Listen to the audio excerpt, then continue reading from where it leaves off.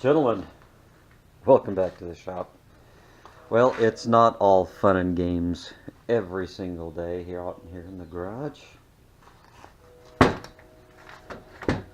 Got the old lady's little daily driver. It's a '02 little Blazer. The front end's completely friggin' wore out now. It's grabbing ruts and jiggling around. So we got ourselves a nice big old pile of parts, and we are going to rebuild the front end. That's one of the great things about just these old Chevys. Everything was in stock at my local O'Reilly's, so for about $200 we can just go ahead and replace everything, and then that way we save a bit. We're gonna do the alignment here in the garage. I'll show you how to do that. A couple strings, some jack stands, and a measuring tape will get her really friggin' close enough that it doesn't wear tires and track real nice.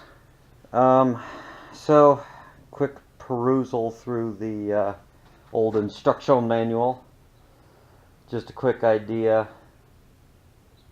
Looks like everything's going to be easy. I don't even have to get that ball joint tool out because the lowers are even bolt-ins. So we're going to start digging into this thing today. Probably be able to do the ball joints today. We'll see if we get to tie rod ends. In my experience, stuff like this, once they start wearing, everything's pretty much ready to go.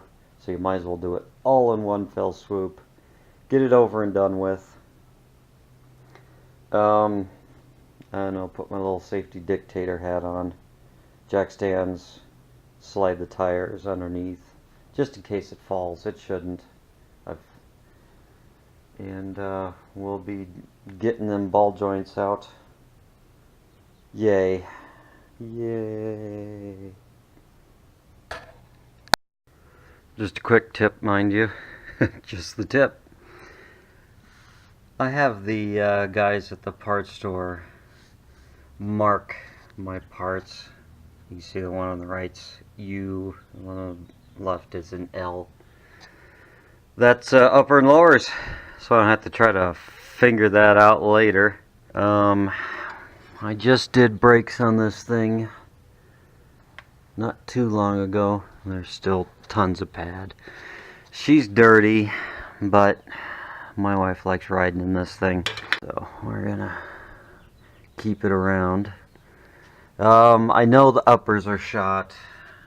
Since we're here, might as well do lowers. And looking in here, I don't even have to mess with loosening up half shafts and all that other kind of crap, because it all bolts in from underneath. We just have to pickle fork that probably. We'll give that a shot. Oh, I guess we'll just start drilling some of those rivets out. Get the uppers and lowers off. We got to get a jack underneath that. Keep the spring in place. I don't want to mess with that. Besides that, she's a little grungy, but dang thing's been to Chicago twice and run around every other day, so well, let's tear into this. I'm not using too many hand tools because it is first thing in the morning and I don't want to wake anybody else up. Maybe I can get half this job done by the time my mini-me wakes up. Step 1, get the old junk out of here. Pulled the cotter pins. Got the nuts loose, both top and bottom. Got a jack supporting it so this lower control arm, which is under spring tension, doesn't flop out of the way. We'll hold it up there. Got all the 1/8 inch holes drilled. Started. Got one, 5/16-ish. Knock the heads off. We'll drive these rivets out with a punch. Next is going to be disengaging the taper on the stud out of the knuckle. There's a couple different ways. Of course, you got the venerable pickle fork. You can jam that in there and run her in with a hammer, and that'll push it apart. I usually have pretty good luck just smacking this. Yeah, it's hard to do when I'm holding the camera too. But we'll probably smack that around a little bit. That'll just shock it. Leave the nuts on it so it doesn't flop all over the place. We'll get that knocked loose, drill these out, and then we can start sliding new ones in.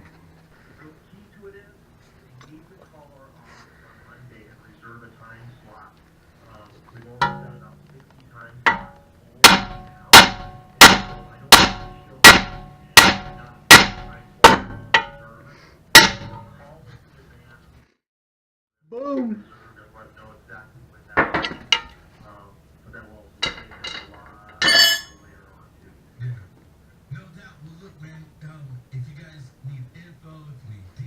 Alright, a little bit more drilling, knock these heads out. I think I'll do the top first and then move down and do the bottom.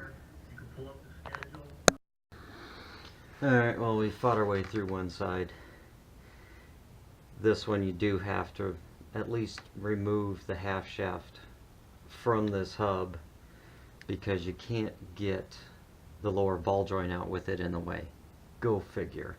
Jeez.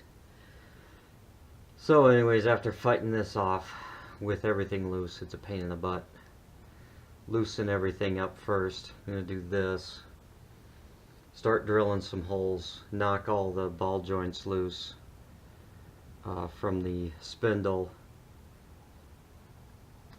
And then we can get the jack underneath there so that torsion bar doesn't go wonky on us. And try this again. We got one side done. I have to figure out why it was so loose. The lower was definitely shot. The upper is kind of loose, but it's not terrible. So maybe this side will be a little worse. Anyways, right back at it. Alright, well, we got the upper and lower ball joints changed out.